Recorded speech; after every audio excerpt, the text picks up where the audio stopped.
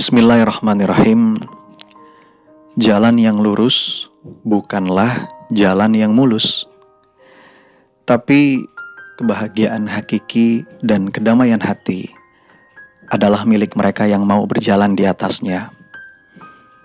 Jalan ini memang begitu panjang tempuhannya dan selalu ada saja ujiannya. Untunglah kita tidak diminta untuk sampai ke ujungnya. Hanya saja kita diminta untuk mati di atasnya. Ini perkataan Syekh Al-Albani. Menempuh jalan yang lurus bukan berarti akan selalu terasa indah di mata. Bukan berarti kita tidak akan dihadang oleh masalah dan beban berat. Karena tidak ada satupun kekasih Allah yang tidak merasakan sentuhan ujian cinta darinya. Justru saat ibadah kita masih kurang serius, dosa dibuat terus-menerus, tapi seakan nikmat hidup selalu bertambah dan bertambah, maka saat itu patutlah kita merasa khawatir. Karena dibanting dari atas, itu pasti terasa lebih pedih dan menyakitkan. Nikmatilah setiap pergiliran episode kehidupan. Susah, senang, tawa, tangis, lapang, sempit. Karena puncak keindahan hidup yang harusnya kita rindukan adalah kemesraan dengan Allah setiap saat, apapun dan bagaimanapun.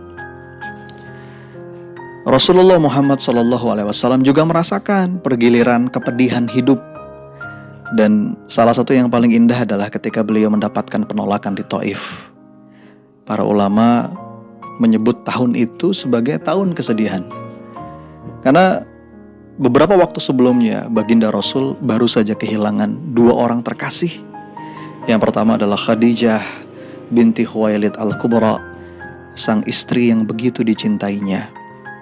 Yang kedua adalah pamannya Abu Thalib yang wafat dalam keadaan tidak beriman. Betapa istimewa kedua orang ini di hati Rasulullah. Kepada pamannya, berulang kali Rasulullah membujuk dengan sepenuh hati agar tergerak untuk memeluk Islam. Meskipun tidak berhasil sampai di ujung nafas. Betapa besar harapan Rasulullah akan keselamatan pamannya ini. Tentang Ibunda Khadijah, Rasul mengatakan, "Dialah yang beriman kepadaku ketika orang-orang mengingkariku. Dialah yang mempercayaiku di saat orang lain menganggap aku berdusta. Dialah yang memberikan hartanya kepadaku ketika orang-orang sibuk menahannya." Khadijah binti Khuwailid Al-Kubra adalah wanita yang menjadi cinta sejati Rasulullah, yang membuat cemburu istri-istri setelahnya. Dan tidak lama setelah dua orang terkasih ini meninggal dunia, pada waktu yang berdekatan, Rasulullah harus menerima cacian, cemoohan yang begitu menyakitkan. Perjalanan jauh yang ditempuhnya untuk memberikan ajakan cinta kepada para petinggi dan penduduk Taif ketika itu dibalas dengan perilaku yang tidak pantas. Kata-kata yang menghinakan dan lemparan batu yang membuatnya bersimbah darah. Tapi episode kesedihan itu diterimanya dengan penuh kedamaian hati. Sebagaimana yang tergambar dalam doanya Rasulullah ketika itu, "Wahai Allah Tuhanku, kepadamu aku mengadukan kelemahan diriku.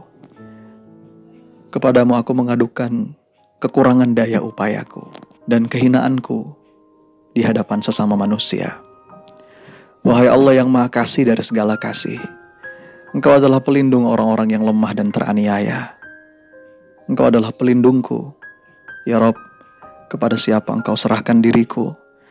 Apakah kepada orang yang membenciku, kepada musuh-musuh yang menguasai diriku?